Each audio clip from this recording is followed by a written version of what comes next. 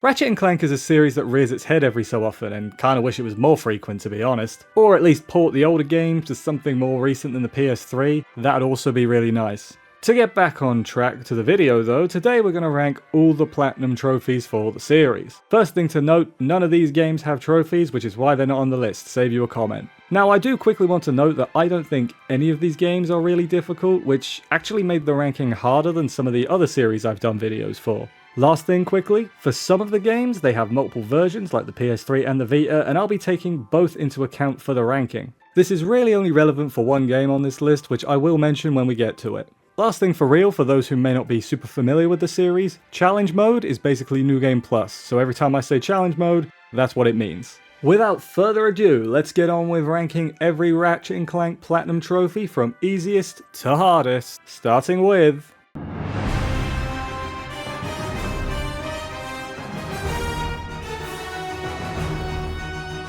Rift Apart is almost upsettingly easy. A lot was made about the price versus length of the game when it came out, and I'm not going to dig up old wounds, but personally it took me maybe 13 hours to platinum the game. In my opinion, that is a very quick and easy platinum. When I was looking through the trophy list to make this video, nothing was jumping out at me as far as hard trophies go. Like, one of the rarest is for buying all the weapons, which yes requires challenge mode, but also doesn't require much of challenge mode. Everything else can be done in your first playthrough, which is both, yeah, kinda nice, but also like, this is a fun game and I wouldn't really have minded playing more of it. You need to get most of the collectibles, but weirdly not all of them. Yeah, apparently you only need 5 gold bolts for example, which is weirdly arbitrary. Like, why did they decide not to make it all gold bolts like some later games we'll see? Same thing applies to the Lorbs as well. None of the collectibles are missable, so like I said a bit earlier, no need to replay challenge mode much. The rarest trophy is the one for returning shots with the Void Reactor and killing 10 enemies with it. It's not especially hard, but I do get why it's the rarest, as you would be very unlikely to accidentally get this, and it is a bit finicky, and let's just be honest, it's more fun shooting with the other guns, isn't it? I hope this entry didn't come across as too negative, as I do think the game is great, and my biggest problem with the game is that there wasn't enough of it. This is either one of the better spin-offs or probably the worst mainline, depending on your perspective. By the way, I'm team mainline. It's called Ratchet 5 in Japan and the gameplay is admittedly less good, but still recognisable as Ratchet and Clank. But we're not here to discuss its place, we're here to discuss the trophies, and this game is thankfully not too difficult on that front. The first thing is that this game is really short, even by Ratchet and Clank standards, so that's less you have to play right there. You also only need to max upgrade one weapon as opposed to the usually all of them, as well as only needing 15 of the 25 total skill points as long as you use the console time trick in order to access the treehouse. The time you need is 2:42 AM by the way, and then you go to the secret teleporter. The treehouse holds the hardest challenge in the game, completing one of the bonus Clank challenges in here. These are considerably harder than the ones in the main game, but thankfully you do only need to do one as opposed to all 4 of them, although I guess you could just look up the answers yourself if you're boring. None of the titanium bolts in the game are missable, but you can't buy any skins, as you need to have all 20 titanium bolts at once. This is likely an oversight because if you do buy a skin, it won't give you the trophy, and all you can do is start a new game and get them all again. Now the last trophy I got was for buying the Rhino, which cost just shy of 10 million bolts. The cheapest Titan weapon as a comparison only cost 250,000. Now there is a relatively well-known farming spot, and just to kind of show how good it is, upon reaching the point that I could start using it, I was at about 2.2 million bolts. And I got the Rhino less than an hour later, so it is more than worth it, this grinding spot. I know there is also a PS2 version of the game, but that's not the one they gave us with trophies. Is that version better? I would imagine so, but I don't actually know for sure, I've never played that one.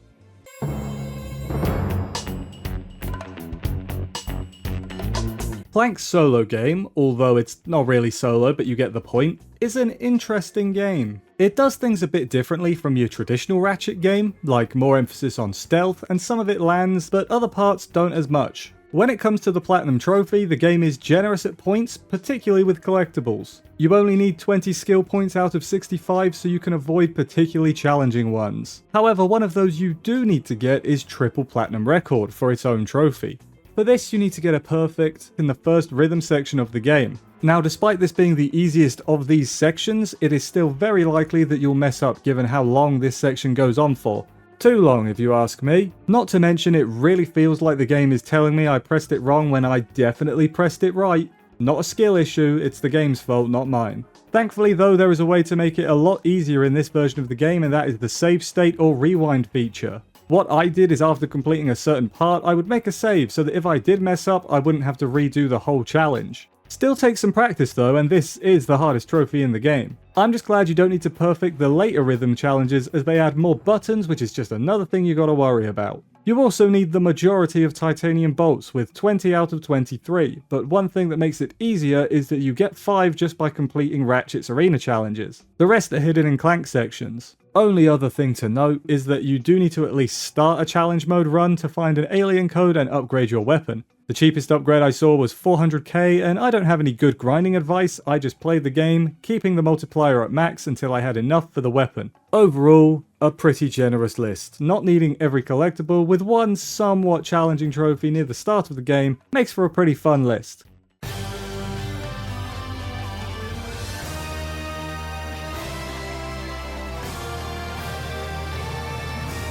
This is one of the 2 Ratchet games that dominated my life as a kid, and I'm gonna be honest, until looking at the lists again for this video, I completely forgot the PS3 re-release even had trophies. Fun fact, in the UK it was called Ratchet Gladiator. I guess we don't say dead in titles here or something. You've got your max nanotech trophies and your max upgraded weapons, but what's going to take the most time are the skill points. There's 165 in this game, while 1, 2, and 3 each have 30. Now, I'm not going to go over every single one because we'd be here all day, but a few things to note. First, some of them require the hardest difficulty, which you need to beat the game to unlock, though admittedly you need to get loads of bolts anyway, 4 million to be exact, which is much easier in challenge mode because multipliers and whatnot, so you'll probably be doing a second playthrough anyway, so it's not a major issue. Other skill points require things like killing with specific weapon mods, like the elements, killing a certain amount of enemies with specific weapons, or not taking any damage. Again, not going to go over all of them, but they're mostly in those categories. That is basically the long and short of it for this platinum though. This game is also not super long, even by Ratchet standards, so replaying is not a huge issue. I kind of feel like people are down on this game, and I don't know, I like it. It takes itself way too seriously, but you know, it's the mid-2000s. This belongs in the same category as Mickey Mouse's edgy coat and Shadow the Hedgehog's AK-47. It fits in right with those two.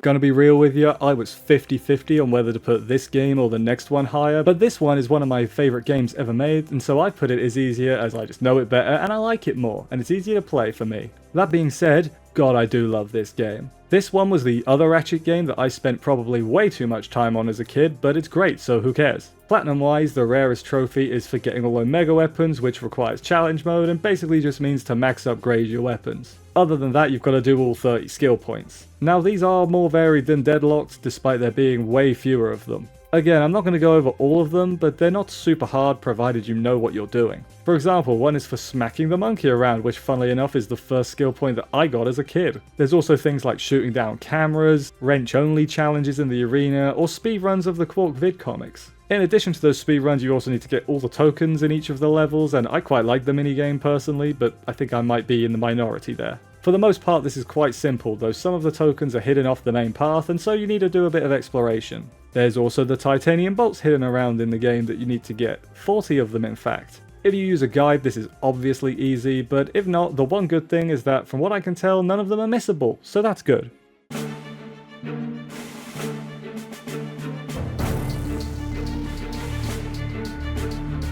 So as I said earlier, this game's platinum requirements are basically the same as Rack 3. All skill points, all special bolts, platinum bolts in this case, all upgraded weapons, like it is the same requirements. As with the previous, you need to do challenge mode to get 2 million bolts a lot easier than in the first playthrough, and associated trophies like buying the best armor with money and all weapons and everything else. Platinum bolts are the same deal as titanium bolts, hidden throughout the game but none are missable. Skill points are also for random tasks such as no damaging at grinding section or a bunch of arena stuff that I'm not going to go too in depth in. Now one thing I would get alright talking to if I didn't mention was the hoverbike races. Yes, the hoverbike races are the hardest part of the game. For skill points you need to get specific times, and yes, these are quite tight. However, personally, I didn't struggle too much on them. Like, yes, they're the hardest part of the game, but it's not like tearing your hair out or anything. It just took a few more than one try. I fully expect people to disagree with that, because judging by online, a lot of people struggle with these, and that's fine. My opinion, not any better than yours, I just happen to have a microphone.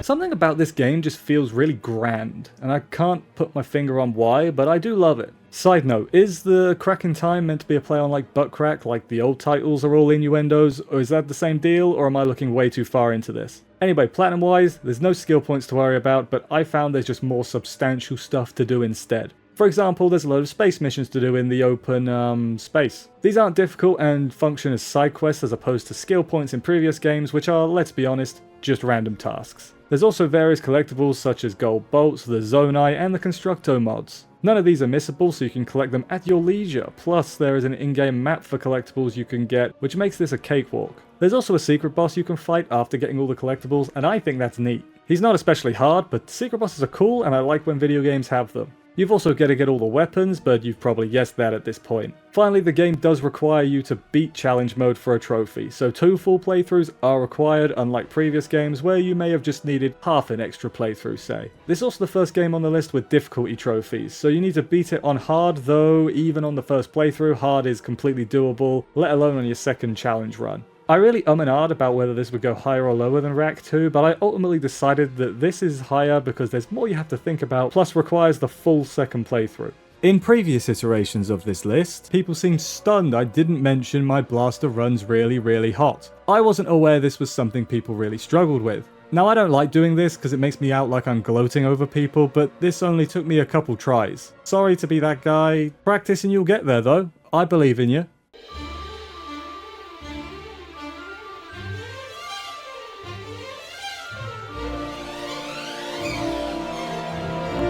Into the Nexus has the benefit of being the shortest of the traditional Ratchet games, don't fact check me on that. While this game has overall less going on than most of the previous games, I actually think it's more punishing platinum wise. Before that though, we'll start with the less unique stuff. You need to get all gold bolts, all armor, and all upgraded weapons, as well as doing all the cups in the arena. Same advice as all the other games applies. There's also 2 required playthroughs. A challenge mode run is required, and there's difficulty trophies again, with one of the 2 playthroughs needing to be on legend difficulty. Now the main reason this game is this high is the trophy Your Worst Nightmare, which needs you to use the nightmare box to scare every enemy type in the game, including bosses. That including bosses is important, as yes, they're totally missable, and if you just so happen to forget to scare them, that's another playthrough you need to do, my friend. Now this didn't personally happen to me, but I would be silly not to take it into account. I just dislike trophies where you have to manually keep track of something that seems so random. At least there aren't that many enemy types in this game. I think there's 18 including the bosses, so it is a lot easier to keep track of manually. I still don't like it though.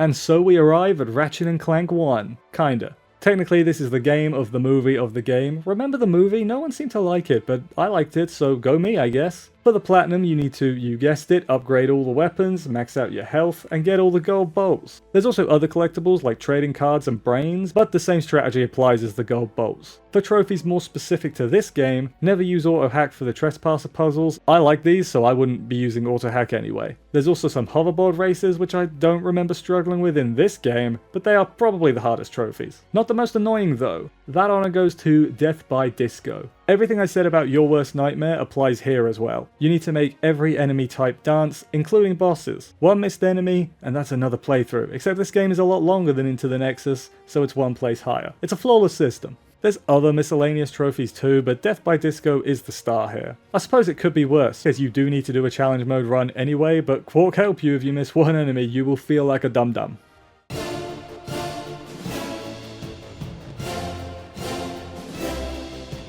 Our first of 2 spin-offs on the list, and this is the better of the 2. Is that a hot take? I don't know. It might be a spin-off, but you still need to upgrade all your weapons. Other than that though, the trophies are way more unique, which is good for me, as I have struggled through the last 3 entries. We'll start with online trophies. Now, although there are a few online trophies, only one of them actually requires another person. The one for winning a custom match. At this point there's no one on, but it's still completely doable. I used a second account with the streaming version, and that worked fine for me. There's another Groovatron dancing trophy, but nothing is missable this time, so it's a lot easy, and similarly you also need to turn 8 enemies into bunnies, not difficult when you're specifically going for it. There's also a weird trophy for running, gliding, and hover booting a certain distance. This isn't hard, but the numbers are so specific that it's probably a reference I don't get, and I wanted to mention it to see if someone else knows what the reference is. The hardest trophy in this game though is Over the Top, which requires you to beat 3 Insomniac challenge times. This is easier in co-op, but I have no friends, so I did it solo. This was probably the hardest trophy on this whole list so far, but it's not impossible even by yourself, but noticeably harder than everything else we've talked about.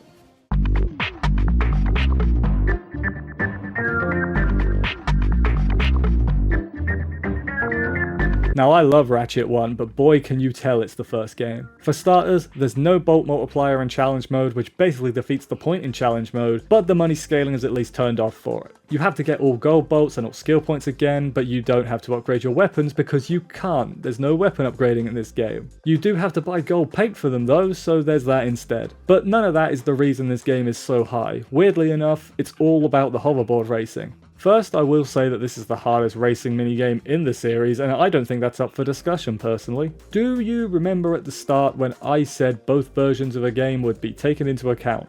Well, that was just for this game. So the Twisty McMarks trophy is fairly easy on the PS3. You got a L1, then R1, then L2, then R2 while spinning. It might take you a few tries, but it's really not too difficult. So let's talk about the PlayStation Vita. First time anyone said that in ever. Now I actually quite like the Vita, but it doesn't have triggers. So how do you do this trick that requires triggers? Did you know that the PS Vita has a back touchpad? I didn't know that until I tried this trophy. So the trigger buttons are mapped to the back of the Vita, and it's not intuitive at all for the timing in this trophy. It single-handedly makes the Vita plat about 5 times harder than the PS3. Is that an arbitrary number? Yes, but I am mad about it, so it's fine. And believe it or not, we're actually not even done. You see, that trophy is bad for one console, but the next is bad for both. You need to get 1 million bolts, with no multipliers. That means either play through the game a load of times, or do this glitch into the raceway and rubber band the button while you go to sleep. I know which method I did, and unless you did this legit, you can't call me a cheat.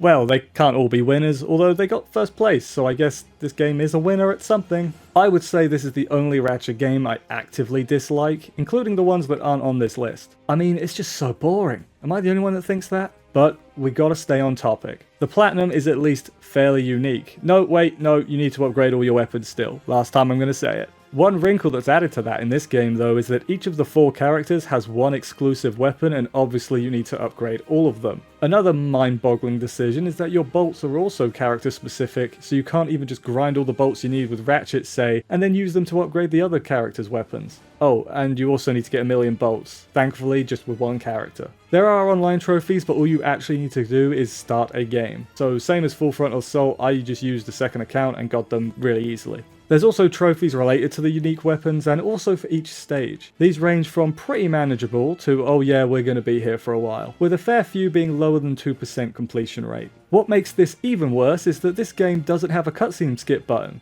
Like, what? All the other games do. Why did they pick this game specifically to not let you skip cutscenes? This makes every missed attempt take even longer to get back to. I never want to touch this game again. I know at the start I said pour all the older games, not this one. This one can stay buried for all I care. Maybe you can argue this isn't the hardest, but it's the one that wastes my time the most, and honestly that's worse.